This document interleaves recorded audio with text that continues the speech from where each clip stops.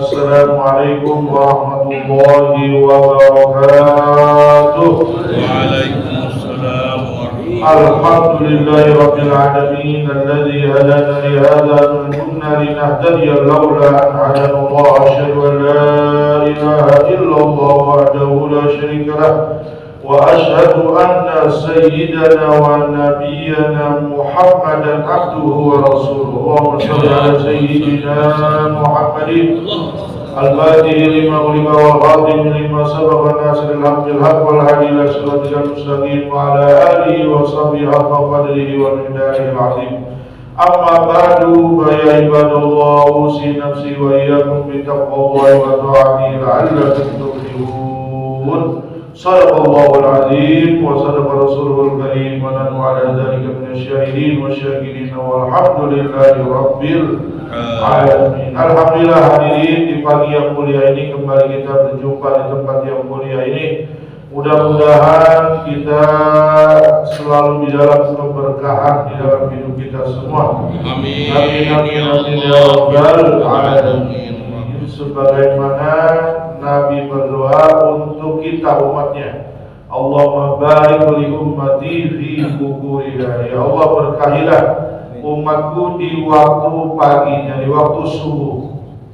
Jadi alhamdulillah kita nggak kesiangan karena jam subuh kan jam 4 lewat dikit. Alhamdulillah. Ada lagi yang lebih pagi lagi, jam 3:30 udah subuh.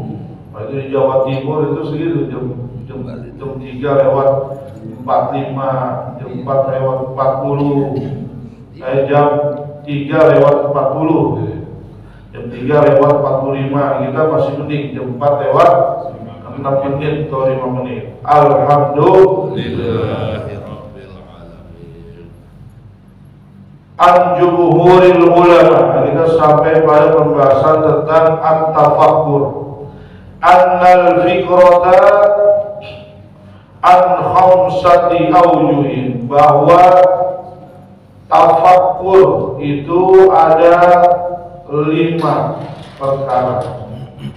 Qala Ali karramallahu wajhah wa radiyallahu anhu, la ibadata kat tafakkur. Kata Imam Ali, tidak ada ibadah seperti orang tafakkur. Tafakkur berpikir.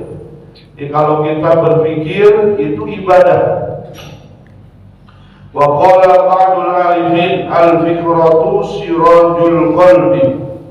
Jadi sebagian orang-orang alim billah, orang yang selalu berpikir tentang semua yang diciptakan oleh Allah Subhanahu wa taala, itu mengatakan al-fikratu sirajul qalbi. Berpikir itu menerangi hati kita. Jadi kita ini di dalam diri kita ada hati yang harus kita terangi, diantaranya dengan berpikir. Termasuk mengkaji itu menuntut ilmu, kita dituntut untuk berpikir.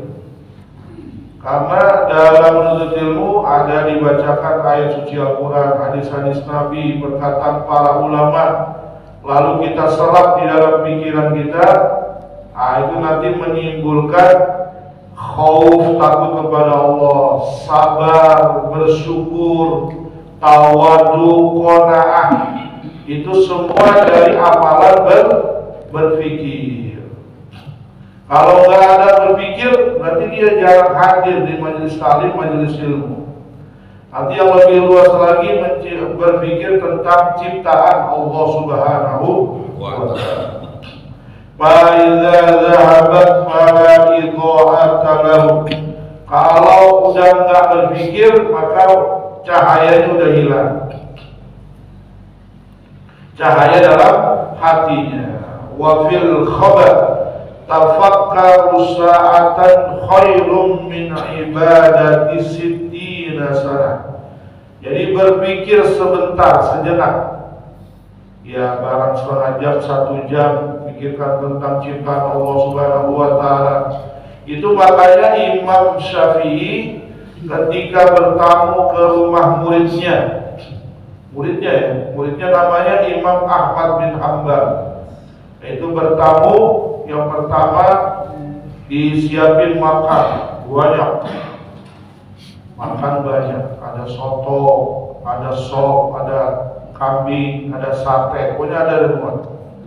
Nah ini anaknya Imam Ahmad bin Hanbal itu memperhatikan Imam Syafi'i, ulama dunia kalau kita sekarang, ulama dunia yang selalu disebut di dalam doanya ayahnya yaitu Imam Ahmad bin Hanbal. Pertama dia lihat ini Imam Syafi'i makan banyak, banyak kayak kita nih, bertamu lahap satu mangkok sop kurang, tambah lagi. Itu dilihat oleh anaknya Imam Ahmad bin Hanbal. Ini kok orang soleh, orang alim, orang bertakwa makannya banyak. Nah, setelah itu dia berbaring. Wah, Imam Ahmad bin Hanbal muridnya itu ibadah sepanjang malam, ibadah sampai subuh, sama kayak kita tidur aja. Imam Ahmad subuh berdoa, baca Al-Quran, semua mengkaji kitab-kitab yang dikarang oleh gurunya dan lain sebagainya. Wah, Imam Syafi'i berbaring aja. Heran tambah tuh anaknya Imam Ahmad bin Hanbal. Akhirnya setelah subuh, setelah sholat, setelah ini ngobrol-ngobrol. Wahai Tuan Guru, yang pertama ingin saya tanyakan, engkau ini seorang imam, seorang ahli ibadah, seorang zuhud, seorang fuqaha, dan selalu disebut dalam doa-doa ayahku Imam Ahmad bin Hanbal. Tapi kenapa makannya banyak? Bukannya orang soleh itu makannya dikit? Iya, karena saya ingat pesan Nabi Muhammad SAW. Jadi ta'amul muttaqin dawaun. Jadi makanannya orang bertakwa itu obat.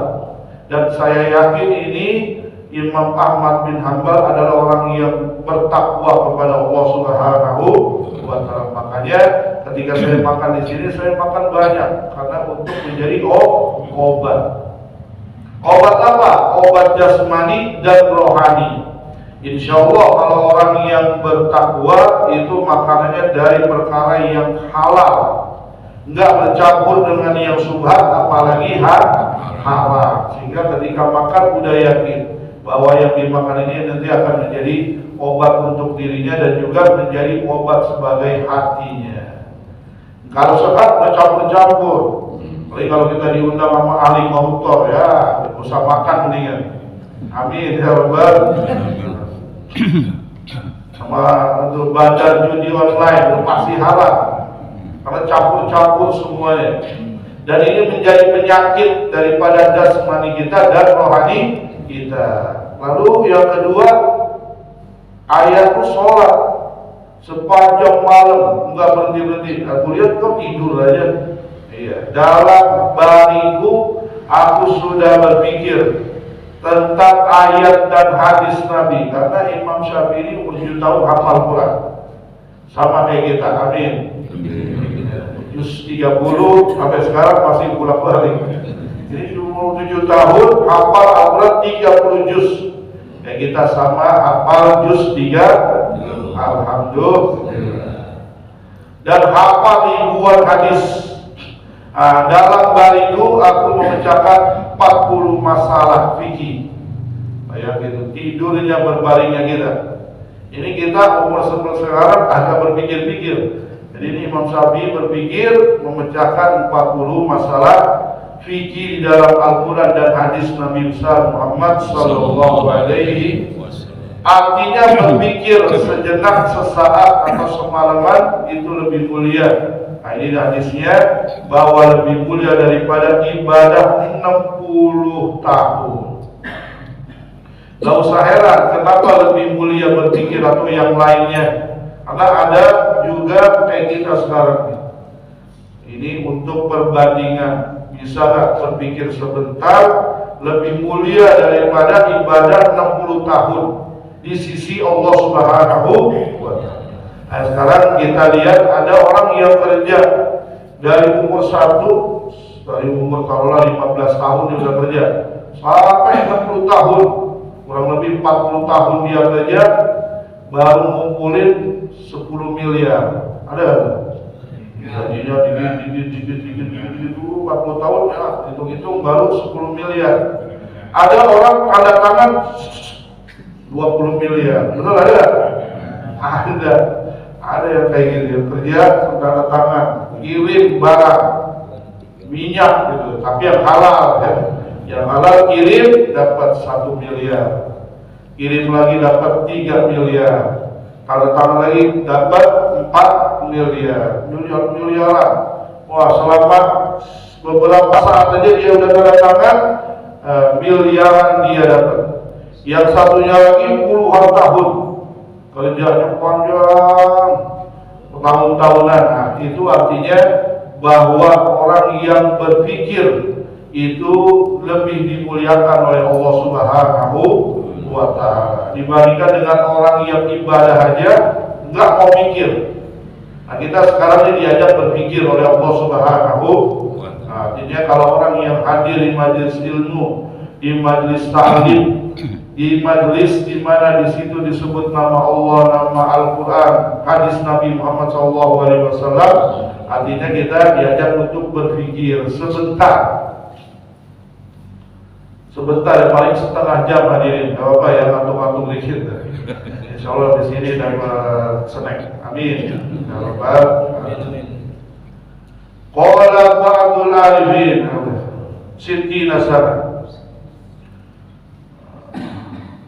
Wa qala Khalilur Rushdi wa la yahsulu tafakkur illa bi mudawamati dzikri lisan ma'a huduril qalbi hatta yatamakkanu dzikru fi qalbihi wa husuli hadhil qudratu musyawwiqatun ala ma'rifatihi idh mata lam yalibuhu kaifa yatamakkan dzikruhu bi qalbihi wa lisanihi wal ma'rifatu kama qala Ibrahim. Jadi menurut ulama Khalil Rusdi itu tidak berhasil, tidak sampai pada puncaknya berpikir kecuali dengan kita banyak dan melazimkan zikir lisan dan hati. Jadi diawali dengan zikir dulu. Kayak kita tadi itu baca la ilaha illallah, la ilaha illallah, la ilaha. Kenapa ini zikir nanti membekasnya ke alam pikiran kita? Nah, di dalam diri kita ini ada akal, ada hati. Nah, hati ini harus dibersihkan dulu. Kalau nanti kita mau enak berpikir. Bagaimana membersihkan hati? Dengan zikrullah, zikir kepada Allah Subhanahu wa Ta'ala. Baik khafi maupun sir, baik sendiri maupun rame-rame. Kita zikir apa aja? Baca la ilaha illallah tadi. Nanti kita diundang tahlil lagi, kita zikir. Makanya kita niat kalau diundang tahlil itu untuk niat zikir. Karena kalau kita sendirian mungkin agak sulit untuk kita zikir. Ada jamaah kalau setiap malam Jumat itu kalau nggak rame-rame baca yasin, baca zikir, baca ratib ini, saya kira sedikit dari itu. Ada sih ada, cuma jarang-jarang. Cuman kalau di masjid kita bareng-bareng. Pertama baca Al-Quran itu membersihkan hati kita. Yang kedua kita berzikir kalimat-kalimat thayyibah yang lainnya. Makanya kita dianjurkan untuk banyak berzikir kepada Allah Subhanahu wa Ta'ala. Karena dengan bersihnya hati kita, itu kita nanti akan dimudahkan untuk berpikir tentang Allah Subhanahu wa Ta'ala. Tapi kalau hati kita kotor, berkarat, banyak hambatan-hambatannya, kita akan jarang atau akan sulit untuk berpikir tentang zatnya atau ciptaan Allah Subhanahu wa Ta'ala. Jadi ini perkara yang bersih. Bagaimana engkau memberikan kita makan apa aja, sampah-sampahnya dikeluarin. Kita minum apa aja yang gak penting dikeluarin oleh Allah Subhanahu wa Ta'ala tanpa kita perintahkan. Ada sinyalnya khusus, syarat-syarat untuk kita keluarkan. Itu wa fi anfusikum afala tubsirun, di dalam diri kita, dan nikmat-nikmat yang diberikan oleh Allah kita jarang berpikir. Makanya ketika kita berpikir tuh tentang nikmat Allah sebentar aja, muncul keyakinan, tambah tauhid kita kepada Allah Subhanahu wa taala, maka itu lebih baik daripada kita sholat 1000 rakaat dan lain sebagainya. Karena kalau sholat bisa jadi kita lalai, bisa jadi kita lihat, bisa jadi kita ini sebagainya, sehingga bukan pahala yang kita dapat, malah dosa. Tapi kalau berpikir tambah iman, tambah takwa, nah itu pasti akan mendapatkan balasan yang lebih baik daripada ibadah kita.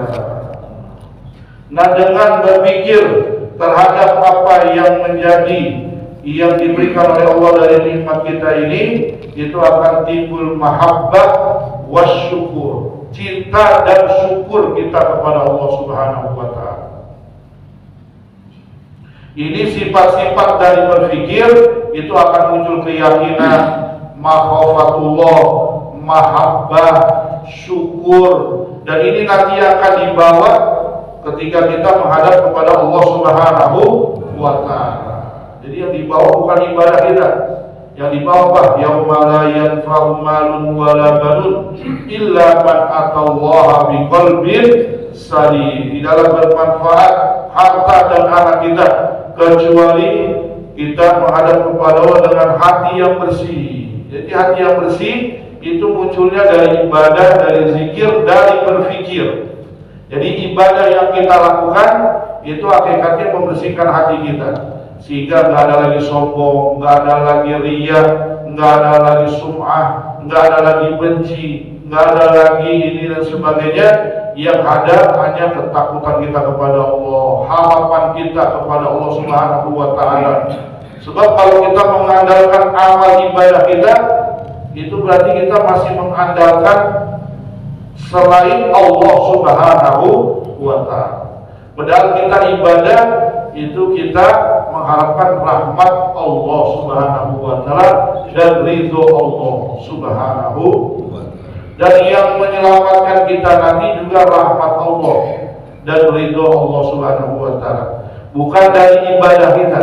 Jadi kalau ada jamaah atau kita yang masih mengandalkan ibadah, berarti kita masih mengunggulkan itu ibadah dibandingkan Allah Subhanahu wa taala. Nah, yang segala-galanya ini nanti kembali lagi kepada Allah, dan itu semua bisa kita raih dengan kita berpikir tentang ciptaan-ciptaan Allah Subhanahu wa taala, tentang nikmat yang diberikan Allah kepada kita semua. Wa minha fikratun fi wa'dillahi ta'ala lil a'mali allati wassafa Allah biha awliya wa fi ma a'dalahum min al-khairil 'ajil wal adil, dan berpikir tentang janji Allah Subhanahu wa taala. Jadi Allah berjanji, "Faman ya'mal misqala dzarratin khairan yarah wa man ya'mal misqala dzarratin syarran yarah." Jadi yang berbuat baik dibalas, yang berbuat buruk juga akan dibalas. Al-amal itu dengan amalan kita yang kita lakukan semua akan dibalas oleh Allah Subhanahu wa taala. Aulia itu kekasih-kekasih Allah Subhanahu wa taala, dari kebaikan yang dilakukan oleh orang-orang yang baik, orang kekasih Allah Subhanahu wa taala, ajil wal ajil, baik segera maupun nanti ditunda di alam akhirat. Jadi ada amalan yang Allah simpan semuanya, nanti dikeluarkan ketika kita menghadap kepada Allah Subhanahu wa taala. Ada juga yang dibalas, kita berbuat hari ini, tahu sore nanti udah diganti oleh Allah Subhanahu wa taala. Jadi ada sedekah, taruhlah kita sedekah hari ini 20.000, tahu pas sore hari kita dapat 300.000. Wah, amin ibu. Amin ya rabbal alamin. Bahkan bukan 300 lagi, ada sampai 1 juta, 2 juta. Itu kontan Allah berikan. Padahal kita cuma memberikan beberapa aja. Itu udah janji dari Allah Subhanahu wa taala.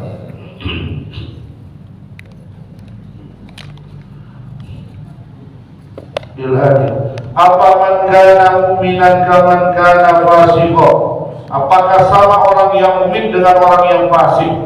La yastawun, pasti gak sama. Orang mukmin itu pikirannya itu udah direncanakan. Jadi makanya itu orang yang berpikir dari awal sampai akhir, dari dia bangun sampai dia tidur lagi, dia udah berpikir. Makanya bedanya orang mukmin dengan orang yang fasik itu ada di amalannya setiap harinya.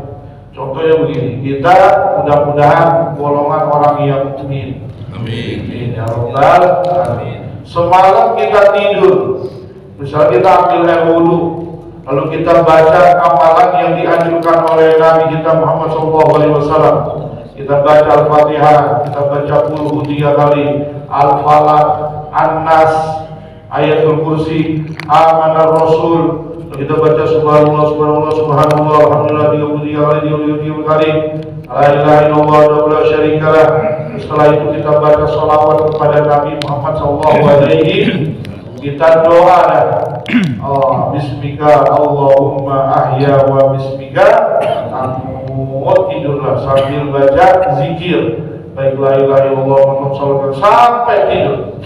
Dan kita sebelum tidur kita lihat, ya Allah, entar bangun dia jam 3. Akhirnya kita dibangun jam 3, kita gelisah, atau udah jam 3 dibangunin. Nah orang fasik beda lagi. Dia tidurnya di depan TV, nonton ini apa sebagainya, atau di depan HP-nya ya, sampai dengan tidur. Besok subuh kesiangan. Itu orang-orang fasik, orang-orang yang banyak dosanya kepada Allah Subhanahu. La yastawu, pasti gak akan sama. Makanya orang yang mukmin ini nanti akan dibalas kebaikan oleh Allah Subhanahu wa Ta'ala. Gak usah nanti, sekarang aja nih orang yang beriman itu nanti akan dibalas langsung oleh Allah. Orang yang bangun subuh dapat nikmat, dapat keberkahan. Saya tanya nih, ini saking baiknya nih pengurus Masjid An-Nur, Ustaz Fadila, ini habis ngaji nanti dikasih itu berkat tuh. Saya tungguin berkat doang, berkat belum datang saya belum tutup. Nanti pas sudah bubar berkat belum datang. Bayangin, orang yang dapat orang yang sholat subuh berjamaah, habis itu dia ngaji sebentar doang, nggak lama, nggak sampai 1 jam. Nonton bola 90 menit, ngaji cuma 40 menit, cuma setengah babak. Tapi udah pada gelisah, Ustaz kapan selesai ya? Udah terang banget dari tadi kita gitu lagi. Insya Allah dikit lagi. Jadi setelah itu dikasih yang panitia. Ini ada berkatnya luar biasa. Apalagi Allah Subhanahu, orang yang sholat qobliyah subuh, kata Nabi, khairum minad dunya wa ma fiha. Ini orang Jawa ini kaya-kaya semua. Dia di rumahnya ada duit 1 triliun, kalah sama jamaah. Amin ya Rabbal. Jadi yang punya duit 5 miliar di rumahnya kalah sama jamaah subuh Masjid An-Nur. Karena kata Nabi lebih baik daripada dunia dan seisinya. Cuman kita maunya kan manusia instan aja, maunya sekarang aja. Padahal semua yang dijanjikan oleh Allah bagi orang yang beriman itu lebih baik daripada dunia dan seisinya. Kita zikir tadi baca subhanallah bihamdi subhanallahil azim astagfirullah, itu lebih baik daripada dunia dan isinya. Apalagi kalau kita baca 100, kita baca tahlil la ilaha illallah, la ilaha illallah, la ilaha illallah. Saya punya sih 100, terjamah pada nipukin saya. Bertisat, selesai dah. 33 aja kayak kelamaan kayak gitu. Nah itu enggak sama orang yang beriman. Jadi bisa dilihat amalannya orang beriman. Orang beriman itu dalam hadis-hadis dikatakan banyak di dalam kitab-kitab hadis.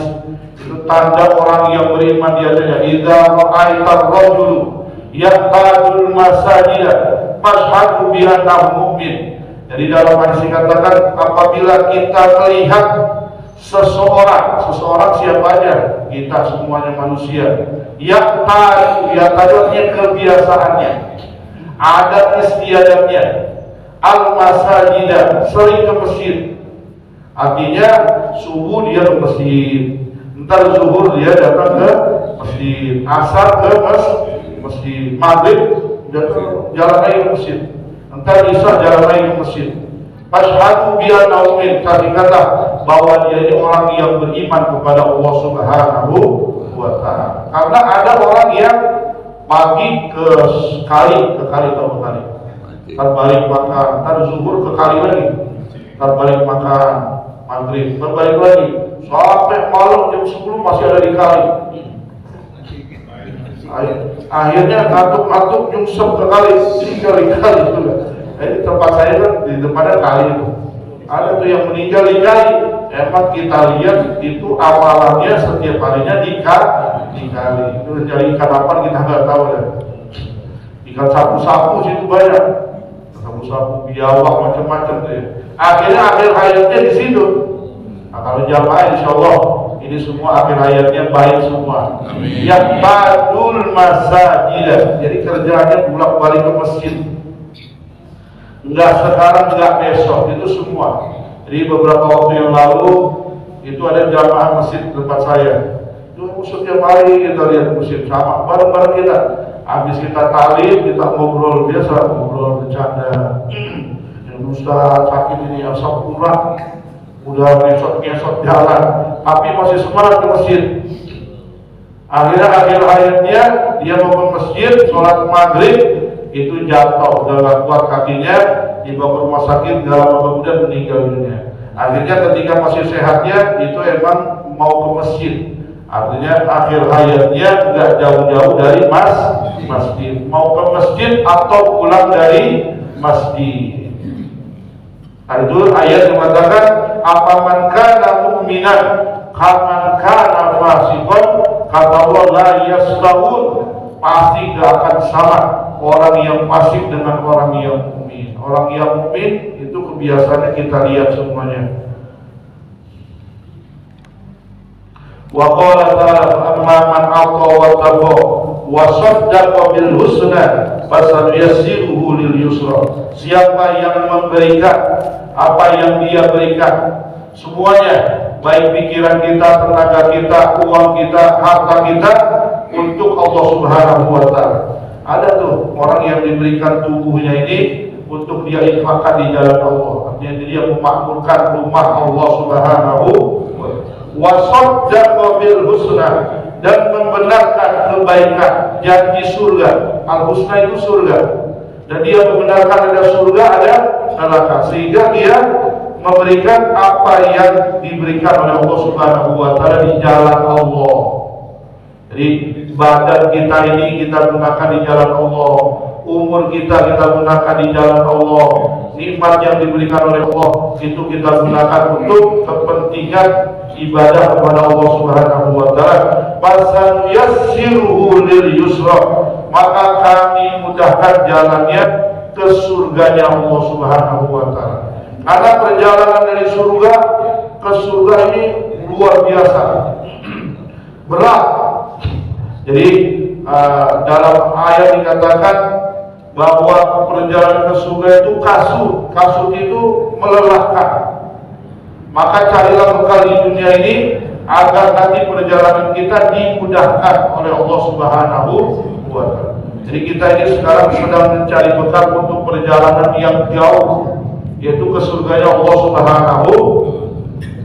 Jangankan nanti di yaumil akhir, itu orang yang masuk ke alam barzah aja itu udah nggak tahu kita bagaimana nanti di alam barzah. Tapi ada hadis-hadis yang mengatakan bahwa apabila kita ingin senang di alam barzah, maka kita sedekah, baca Al-Quran, berzikir, itu aja amalan-amalannya yang memudahkan. Kita sekarang di dunia urusan kita dimudahkan oleh Allah dengan amal-amal kebaikan yang dilakukan, dengan doa-doa, dengan sedekah-sedekah, sehingga kita dimudahkan kehidupan kita. Dan ada juga orang yang diberikan kesulitan oleh Allah karena dia sholat kagak, sedekah juga kagak, kumpul sama orang soleh jauh, kumpulnya sama orang main catur, sama orang main layangan, orang yang main karambol. Suruh ibadah sebentar, ya dah, ntar aja, Ustaz dulu aja. Nah, dia berketok ini. Tapi di sini nggak ada. Amin ya Rabbal Alamin. Jadi ada orang itu akhirnya kehidupannya susah. Padahal kalau kita mau ikutin Allah, ikutin Nabi, sahabat-sahabat Nabi, semua dimudahkan oleh Allah Subhanahu wa Ta'ala. Baik ini di dunia, apalagi nanti di akhirat. Asal kita pelajari bagaimana Nabi katakan, kita amali. Sahabat amalkan, kita ikuti. Tabi'in amalkan, kita juga mudah-mudahan bisa mengikutinya. Sehingga mereka yang telah mendahului kita lalu dimudahkan, itulah yang diharapkan oleh Allah Subhanahu wa Ta'ala di dalam ayat ini. Man aqta wa taqa wa saddaqa bil husna fasanuyassiruhu lil yusra, maka semuanya akan dimudahkan oleh Allah Subhanahu wa Ta'ala. Tinggal kembali aja, kita udah dengar ayat-ayatnya, hadis-hadisnya, tinggal kita amalkan dalam kehidupan kita sehari-hari. Mudah-mudahan kita dan anak keturunan kita terus dijaga oleh Allah Subhanahu wa Ta'ala, iman Islamnya sampai akhir hayatnya. Amin. Nah, ini jamaah, ini waktu-waktu dan zaman ini udah luar biasa.